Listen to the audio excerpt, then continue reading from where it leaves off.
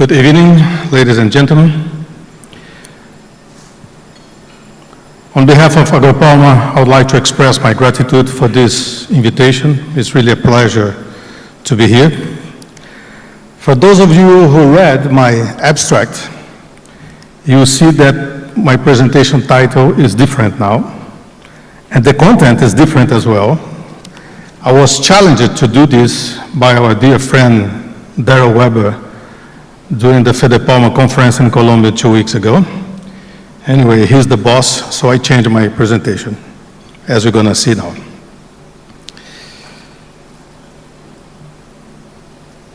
Whoop.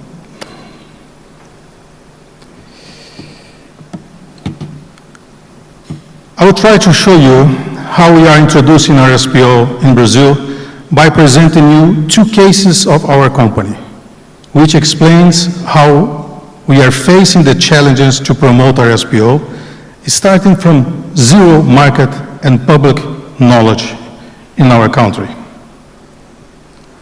These cases define pretty well human development with its ability to adapt, renew, and build up, in our view, the goals of RSPO.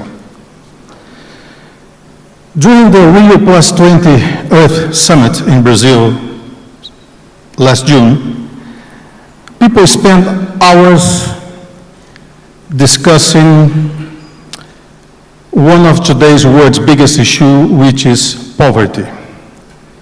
But in our view, poverty is intrinsic to man. If we do nothing, we are poor. There is no cause for that.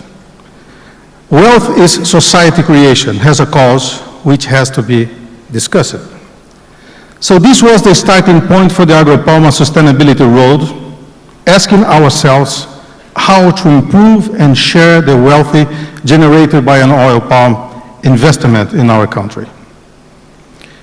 We have started this unfinished journey in 1998, and so far we believed we have made huge progress in our development behavior, and more important, changed our views and beliefs. As in any other process, our progress was made observing three main pillars: economic, social, and environmental, which is very easy to say, but very, very hard to perform in real life. From 1992 to 1999, our development method was just business as usual, nothing different from others worldwide. At that time, we replaced natural forests by planting oil palms. Analyzing the results, we made money. We really made money, good money. But the model was not sustainable in the long run.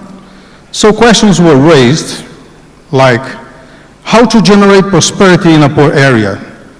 Is it possible to combine ecology and poverty? How to develop the company without developing the area around us? How to engage our own people and community in changing processes? How to share wishes and capabilities, as we had no RSPO or any other sustainable platform by that time. We started developing our integrated management system program in 1998, and together introducing ISO 9001, 14001, and OSHA 18001 certification processes for the entire company, from seed nursery to refinery. It was a nice way to bring individuals' knowledge to the group. In 2001, we committed to a new paradigm as zero deforestation and the use only of pasture land for new plantings. This was a starting point in Brazil, and this became a public policy stated by our government, so any palm oil investments in Brazil must be zero deforestation as well. Forest stocks, social impacts on local communities, and environmental issues related to our footprint started to be taken into account for new investments. Social aspects were brought to the decision center. Education, health, and safety became major issues, and we tackled the improvement of our employees' life standards. From 2001 up to now, we developed 30,000 hectares of new plantings in a sustainable way, proving that it's possible to integrate ecology and economy. Due to this approach, we have improved our market reputation, gained access to new clients, and achieved better management. This is the evidence that the only tool we need to change our business behavior is goodwill. But we keep struggling every day to ensure that every one of our more than 5,000 direct workers and communities are also responsible for such progress. Let's look in some of these cases, specifically 2 cases. In 2003, AgroPalma received a group of professionals to carry out a review of its social and environmental situation. During the field interviews, the issue of juvenile prostitution and sexual harassment raised out. The company's first reaction was, we have nothing to do with it. It happens outside our boundaries. But after long discussions, we came to a conclusion that we should tackle the problem. The decision was to identify its existence, making a deep cause analysis. Assessments identified the main cause was the assessments identified the main cause of a high level of prostitution in the area was due to the presence of thousands of men living in lodgings inside company's plantation and in the small villages around. These workers left their families in their original villages and moved to AgroPalma or contractors' lodging. When main cause was identified, the company recognized it was indirectly but partially responsible for this social impact and decided to act to mitigate the problem. Several actions were planned. The first one was to eliminate the system of lodgings. It started in 2005, and up to today, AgroPalma has reduced 95% the number of field employees living in plantation lodgings. This was done by the consolidation of our employees' transportation system. By such system, the workers live in their original villages with their families. Company buses daily collect the workers early in the morning and bring them back home in the afternoon from distance that can reach up to 70 kilometers. Doing so, the employees go back home every day, what drastically reduces the number of available singles in the village around the company. From 2007 to 2008, AgroPalma eliminated all contractors' workers that used to provide rural service. We hired these workers as our own employees. This drastic action was very important because it allowed all field workers to have the same social benefits, stability, training, and well-being conditions. In 2009, in partnership with a local NGO, Instituto Piabiru, the United Nations Agenda 21 program was established in Palmares village, the largest one around AgroPalma. By this program, citizens of Palmares could express their point of view about the priorities in terms of policy and also what their main problems were. The aim was to create the Palmares Sustainable Development Plan and at the same time promote citizenship. The plan was finally launched in the beginning of 2011. Besides that, the Villagers Association also requested the presence of Conselho Tutelar Agent, a public entity responsible for dealing with issues of violence related to children and teenagers in every AgroPalma payment day and the subsequent week to monitor and deal specifically with underage prostitution. It is also important to register that from 2007 up to today, several awareness campaigns on STD and AIDS are being developed and implemented by AgroPalma Medical Department with the support of our communication team. After almost 10 years identifying, studying cause, changing operations, engaging people and stakeholders, improving the level of education and awareness of local population, we are receiving information from villages and social NGOs that the improvement is quite good in issues related to prostitution and women's sexual harassment. Up to the end of this year, we expect a new assessment to be done in a way to provide us some quantitative evidence of the qualitative comments and observation that comes from the residents. Another important work is related to environment. We currently own around our oil palm plantation 64,000 hectares of closely connected forest fragments ranging from 5 to 17,000 hectares each. In response to evolving threats to both our plantation and forest reserves, the company designed a forest patrol program and adopt forestry management plans to protect our forests and avoid resource extraction. When AgroPalm was founded in the early 80s, our operations were threatened by land use conflicts arising from a surplus of migrants brought to the area by incentives from the federal government, such as land donations. During the 90s, land conflicts began to decline, but the threats from illegal logging and timber activities increased rapidly, threatening our forest reserves. Recently, in 2008, we recognized that illegal hunting within our forest reserves posed to be a large sustainability challenge.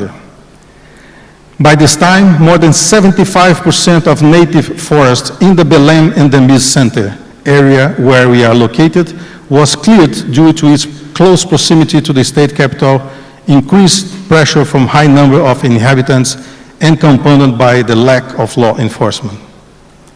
As a result of it, agropalma forests are some of the few remaining in the region and continue to be threatened. Confined within the endemic center of Belém, this forest hosts endemic species of birds, mammals, and other animals. To protect these areas, our reserves are patrolled every day by a team of 41 people.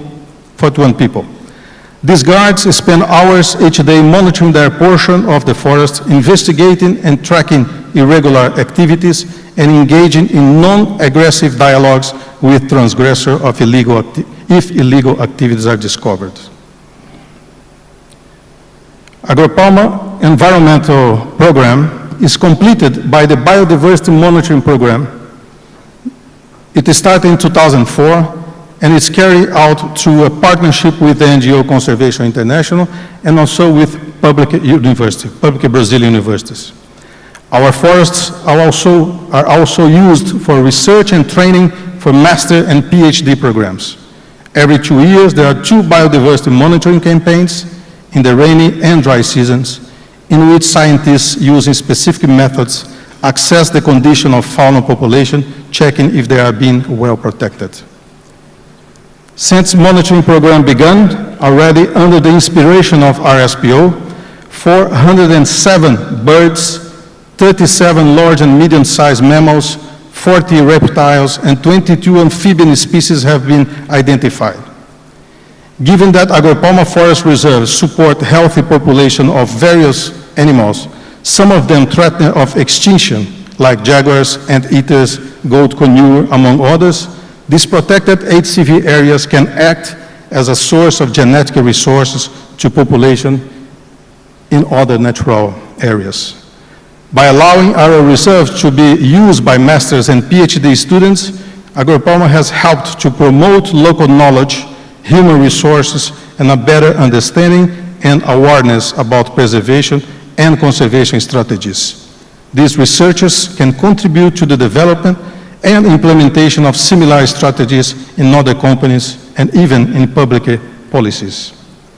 These are only 2 successful cases among many others which we have started before RSPO, but that were much more improved over the years using the modern tools of RSPO PNCs, helping to promote this initiative in Brazil.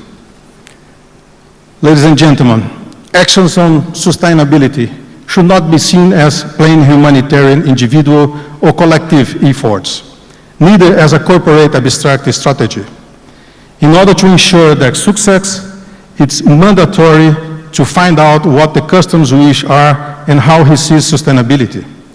Throughout the world, there are 5 predominant forms to define corporate sustainability: environment preservation, internal policies, quality of products and service, contribution to country economy, and ethics.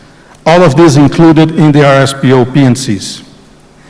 In other words, even with the globalization of the world economy, the sustainability vision is still very fragmented, reason why the leading companies, the forerunners, cannot afford to invest in only one of the models within the scope of corporate sustainability. Another example for the importance of RSPO and the necessary PNC reviews and evolution from time to time. Just 1 minute. Plato, the philosopher, quoted that learning means changing of attitudes. So we must understand that no matter how much we do, we will always need to continually improving. That's what we have been performing at AgroPalma for the past years, and we are already making projections for the years to come, now with the help of RSPO sustainable tools. Because as we have learned from Charles Darwin decades ago, it's not the strongest of the species that survives, nor the most intelligent, but the most responsible to change. Our special thanks to RSPO and all the people who have participated in one way or another to provide us with this strong sustainability platform, which has helped us to enhance our business, to work in partnership with other stakeholders, and the most important, to prove that sustainable palm oil production is possible. My dear friends, do not ask business to be smaller. Ask them to be bigger, more impactful, innovative, idealistic, and more influential. Just a message for our friends, small producers of palm oil all over the world. You don't need to be big to be sustainable. Even being smaller, you can produce big sustainability. Saying that, welcome to the era of audacious, big, integrated, and well-planned sustainability. Welcome to the Roundtable Sustainable Palm Oil. Thank you.